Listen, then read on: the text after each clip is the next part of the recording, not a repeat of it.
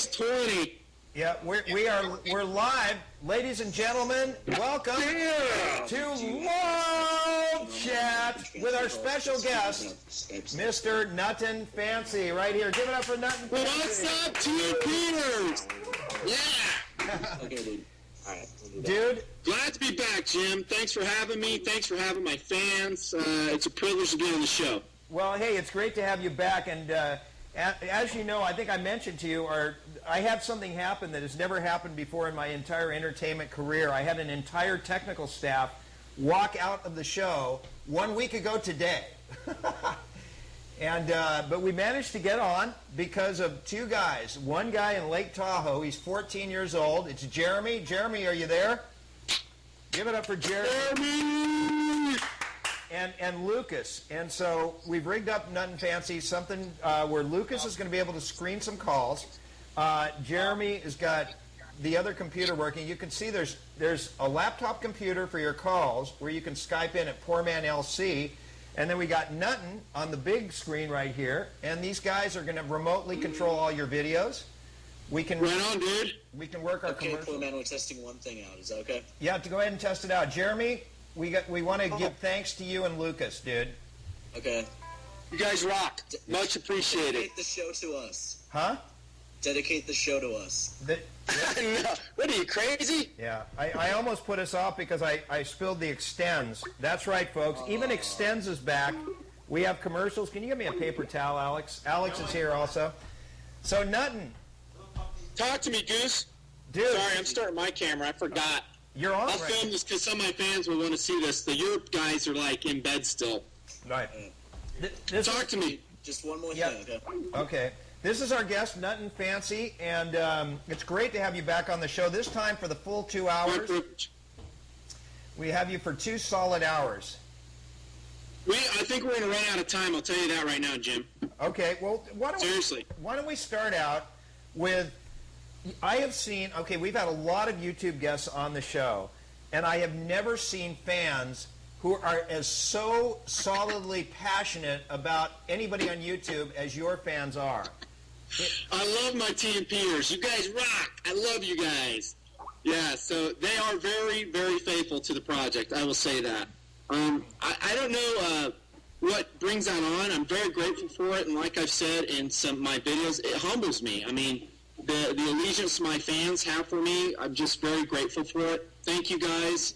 I think in a lot of ways, there's been a need in the media for, I don't know, someone like this to cover the gear the way I cover it, and people are kind of excited to have that.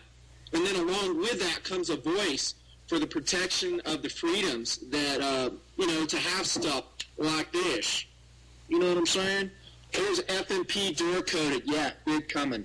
Wow. But that's why, because guys, they like the gear and they like the blending of the freedom voice, I think. By the way, Alex is going to hold up at various times in front of the camera people that you might appreciate. We got some playing cards with some of our favorite politicians, and Alex is trying to figure out who you would like. We got Dick. You got to tell me because I've got no video feed on my end. I'm blind. Yeah. This is how I'm doing the show, like this. Right. Dick Cheney is the first one. Dick Cheney? What's my opinion of Dick Cheney? Yeah. I don't want to go hunting with a guy. Right on. They'll shoot you in the face. That's all right. So, but back to your fans. I mean, yeah, they are. You don't see. I mean, I guess you do see certain people on YouTube where people are really crazy about. Like you have. I think you have about 40,000 subscribers now, right? Something in that neighborhood. I don't think it's that high yet. I think it's around 35,000 at the time that we're recording this video. But it goes up every day, and once I get the videos that I really want to get out, I think it will take off a lot bigger than it's been. But yeah, there's a sizable amount there, and I appreciate every single one of them. Right, but what's interesting about that is we've had other people with similar amounts of fans, and they are not as passionate and as excited to see an interview as your fans are. I mean, they are absolutely ballistic. I love my fans, man. And what hurts me is that as the project has gotten bigger, I mean, I know I've said this in a lot of videos. My fans already know this is coming.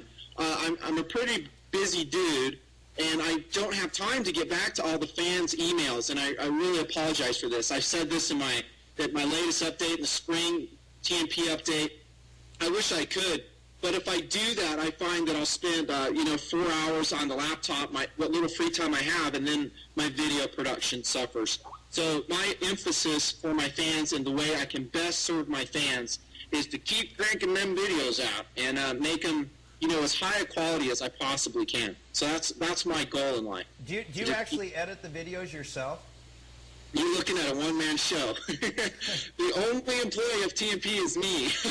That may change in the future as this thing gets bigger and bigger, but right now it's just me. And a lot of guys will say, well, man, we really think that you have a good enough product to go to the military channel, to Discovery Channel, and and there have been some discussions, informal ones along those lines. And who knows, maybe one day we'll do that. But the beauty of doing it on YouTube and the beauty of me doing it alone is that I have full independence and full control over the project, and I like that. We can go anywhere we want. We can talk about guns. We can talk about Second Amendment issues. We can talk about things that are generally regarded as extremely politically incorrect. And post those on there, and bam, it comes out. And thanks to YouTube that they give me the opportunity to do that. And right now I'm in YouTube. Will I expand into other venues, other mediums? I don't know. But right now, it's a good gig. It's just hard to keep up with it all. That's all. Yeah, and you have not done a lot of interviews. Like, am I one of the few people that has interviewed you? Dude, you're the first. Really? Yeah, I've had a couple other requests, and I just said no. For whatever reason, I won't say who it was because I don't want to make them look bad, but I just said no.